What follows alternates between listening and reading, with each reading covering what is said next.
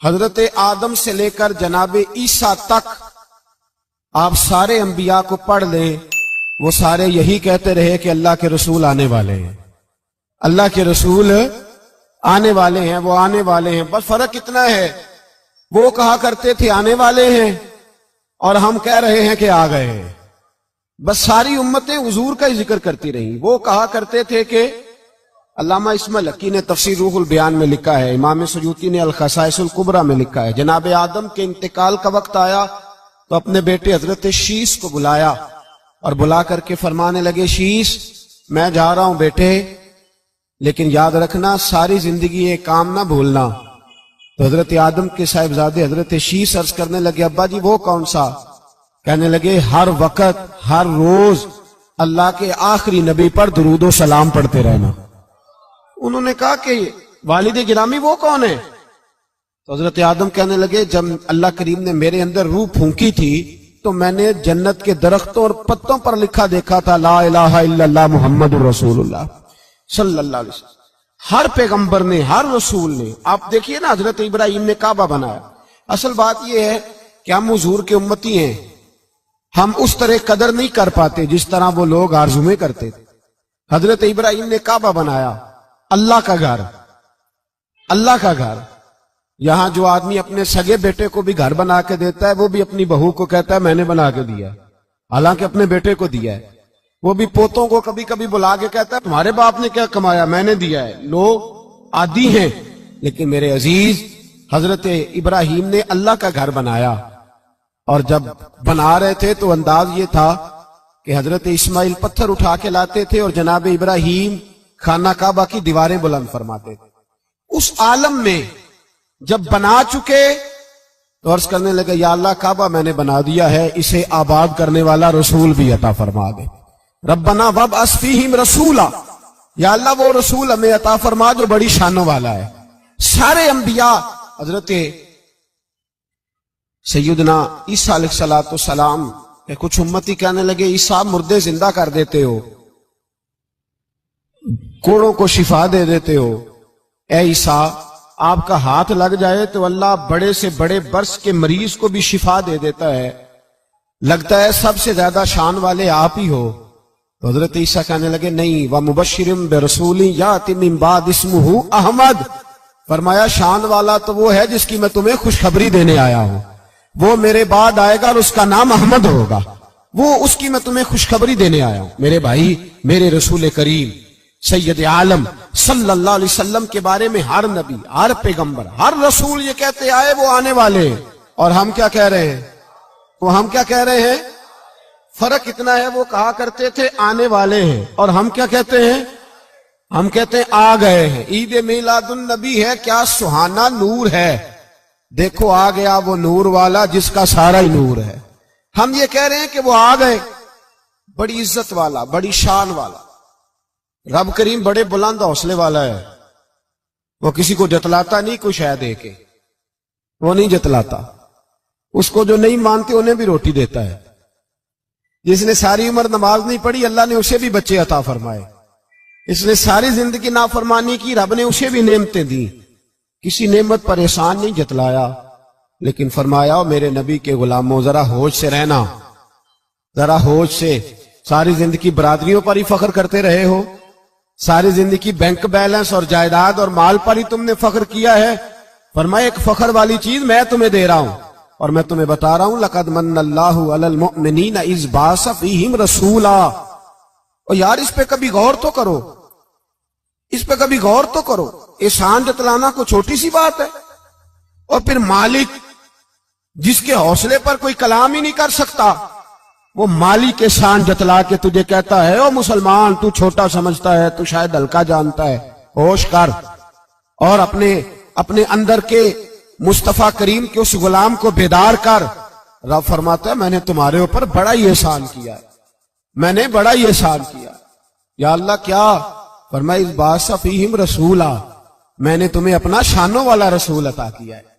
دیدہ دل کا دریچہ باز کرنا چاہیے، اور یا رسول اللہ جن کا تو آقا ہے ان کو ناز کرنا چاہیے۔ اب تھوڑا مسلمان ہونے پہ بھی فخر کرو، کبھی کوئی پوچھے تو اسے بتایا کرو ہم رسول اللہ کے غلام ہیں، یہ بھی ہماری برادری ہے اور یہ سب سے بڑی برادری. اس برادری کے اندر بھی لوگوں کو لائیں. آپ کو پتہ ہے میلاد انقلاب کا نام ہے. میلاد جب تک نہیں ہوا تھا تو بیٹیاں زندہ دفن ہوتی تھیں. آپ علماء سے یہ سن تو لیتے ہیں پر ذرا اس معاشرے کی بے حسی تو دیکھو. بیٹی جان ہوتی ہے باپ کی, بیٹی رونق ہوتی ہے گھر کی. ایک آدمی کے 11 بیٹے ہیں تو مجھے ایک دفعہ کہنے لگا دعا کریں اللہ مجھے بیٹی بھی دے.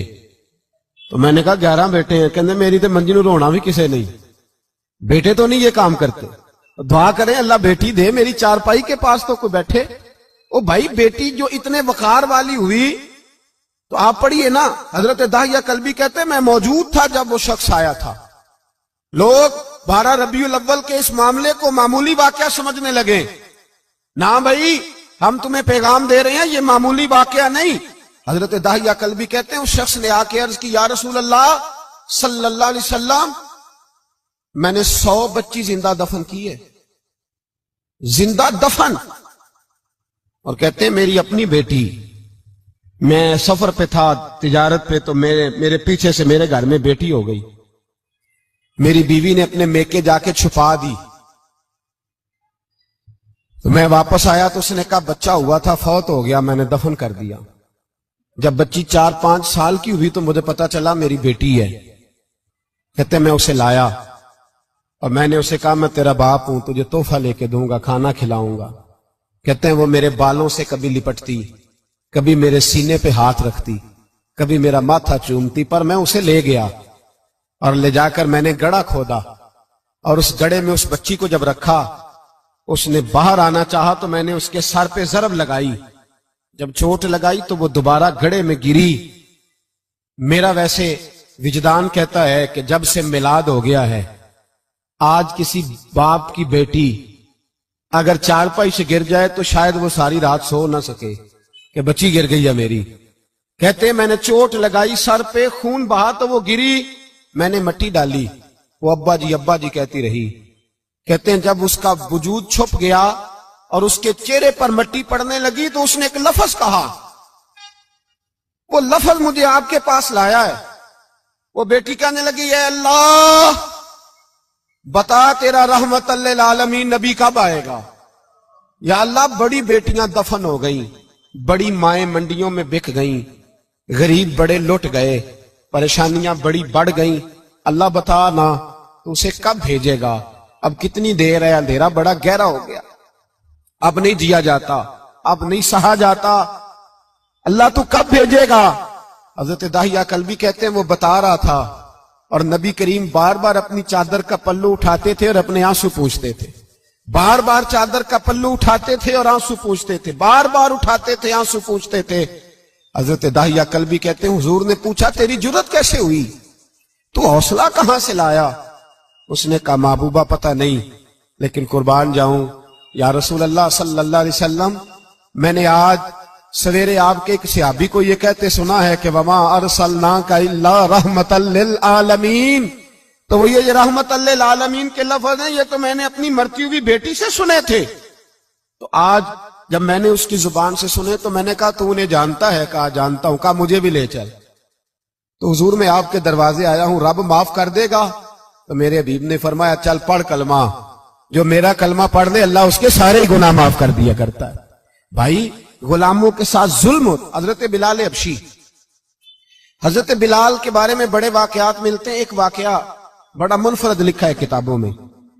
حضرت بلال سے لوگوں نے کہا آپ نبی پاک سے متاثر کیسے ہوئے. تو جناب بلال کہنے لگے میں زیادہ لوگوں کو, مکے کے لوگوں کو جانتا ہی نہیں تھا, چونکہ میری ڈیوٹی تھی گھر میں کام کرنے کی اور مجھے سخت سزا ملتی تھی امیہ بن خلف کی طرف سے. بلکہ تحقیق یہ ہے کہ یہ عبداللہ بن جدان کے غلام تھے. امیہ بن خلف نے تو جب انہوں نے کلمہ پڑھا تو پھر خریدا. عبداللہ بن جدان کہنے لگا میں فارغ نہیں, آپ لے لیں, آپ اس کو سزائیں دیں. تو کہتے میں ان کے گھر میں ہوتا تھا تو میں تو زیادہ لوگوں کو جانتا ہی نہیں تھا, کبھی مجھے موقع ہی نہیں ملا تھا باہر نکلنے کا. ہماری غلاموں کی کوئی زندگی نہیں ہوتی تھی. آج تو ہر آدمی کہتا ہے نا میں کچھ چودھری سے لے کے کھاتا ہوں. یہ جو تیرے اندر حوصلہ ہے نا یہ میرے رسول نے تجھے عطا فرمایا ہے, یہ میرے نبی نے تجھے دیا ہے, ورنہ تو غلام بکا کرتے. یہ حوصلہ تجھے رسالت مآب نے دیا. حضرت بلال کہتے ہیں میں ایک دن مجھے بخار چڑھ گیا بڑا تیز، میں لوگوں کو جانتا نہیں تھا. فرماتے مجھے تیز بخار چڑھ گیا تو ٹھنڈ بڑی سخت تھی. میرے مالک نے مجھے کئی کلو جوں دیے پیسنے کو چکی پہ. کہتے میں بیمار تھا تو میں نے کچھ دوائی لی جو اس وقت موجود ہوتی تھی، تو میں نے ایک لحاف لیا، دودھ پیا تو مجھے نیند آ گئی.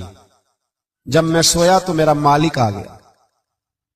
اس نے آ کر کے مجھے سوئے ہوئے دیکھا تو کھینچ کر کمبل اتارا، رضائی اتاری، لحاف اتارا. کہنے لگا اب تیری سزا یہ ہے کہ تو کھلے میدان میں بیٹھے گا، وہاں چکی پیسے گا، اور دوسری سزا یہ ہے کہ تجھے قمیض پہننے کی بھی اجازت نہیں. حضرت بلال کہتے ہیں تیز بخار، ٹھنڈ کا عالم، اور جب میں چکی پیس رہا تھا تو رو رہا تھا، اور میں پوچھ رہا تھا خدایا ہمارے نصیب، اللہ ہمارے مقدر ہے جرم ضعیفی کی سزا مرگ مفاجات. سیدنا بلال حبشی رضی اللہ تعالیٰ عنہ فرماتے ہیں میرے دروازے کے قریب سے رسول پاک گزرے اور مجھے ہائے ہائے کرتے دیکھا تو دستک دی. میں نے کہا کون ہے؟ دروازہ کھلے آ جاؤ. محبوب اندر آئے تو پوچھنے لگے کیوں رو رہے ہو؟ میں نے کہا جاؤ اپنا کام کرو. یہاں دکھ سارے پوچھتے ہیں، مداوع کوئی نہیں کرتا. یہاں تقریریں سارے کرتے ہیں، حقوق غریباں پر بات سارے کرتے ہیں، مداوع کوئی نہیں کرتا. جاؤ اپنا کام کرو. کہتے ہیں میں نے سخت جملے کہے معاذ اللہ. حضور چلے گئے، اور جب حضور جا رہے تھے تو میں کہہ رہا تھا بس جا رہے ہو نا، میں نے پہلے ہی کہا تھا جاؤ. کہتے ہیں قربان جاؤں. تھوڑی دیر گزری تو اللہ کے رسول کے ہاتھ میں گرم دودھ کا پیالہ تھا، کھجوریں تھی. حضور تشریف لائے اور کریم رسول نے مجھے کھجوریں دی، دودھ پلایا اور کہا چل جا کمبل میں بیٹھ جا. تو میں نے کہا چکی کون پیسے گا؟ وہ تو بڑا مارے گا. کہتے ہیں لوگو اس نبی کا میلاد اور معراج بھول نہ جانا، اس رسول پاک کی محبتوں میں کمی نہ آنے دینا، اس محبوب کا نعرہ ساری دنیا میں لگا دینا. فرماتے ہیں میرے حبیب کے میں قربان جاؤں. مصطفیٰ کریم نے فرمایا تو بیٹھ رضائی میں اور آج تیرے حصے کی چکی میں پیسوں گا. کہتے ہیں ساری رات حضور چکی پیستے رہے، ساری رات. سویرے میں اٹھا اور میرے حبیب پاک نے مجھے وہ سارا کچھ دیا اور خود چلے گئے. اگلی رات پھر آئی تو حضور پھر آ گئے، مجھے پھر رضائی میں لٹایا، دودھ پلایا اور ساری رات چکی پیسی. کہتے ہیں بس تیسرے دن حضور چکی پیس کے جانے لگے تو میں نے قدم تھام لیے. میں نے کہا بیبا دنیا ساری جھوٹ بولتی ہے، زمانہ سارا غلط کہتا ہے، جو غلاموں کے حصے کا کام کرے وہ اللہ کا سچا رسول ہوا کرتا ہے.